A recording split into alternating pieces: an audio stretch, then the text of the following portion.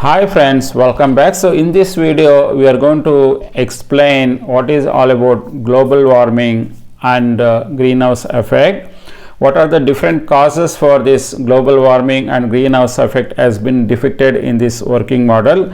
The first thing we are trying to depict is factory pollution model, where we clearly depicted a factory model and how the factory is polluting, how that is getting created a problem with global warming. Also depicted air pollution which is causing from different vehicles which is passing on the road, and we also depicted the forest fire which normally happens in all the forest, especially during summer.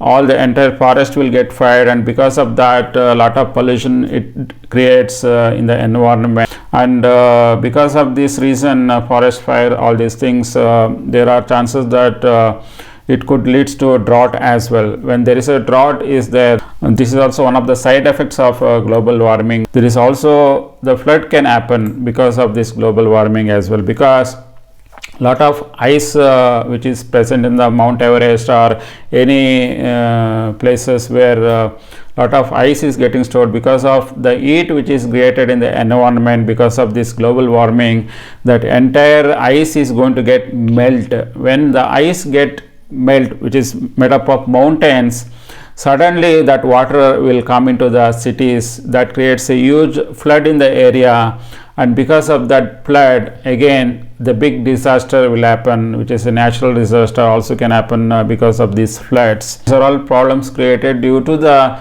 global warming as well as greenhouse effect. To reduce this global warming, we should stop polluting the environment, either in terms of land pollution, air pollution, water pollution, or whatever kind of pollution. We should stop in the beginning. Then we should also avoid these forest fires.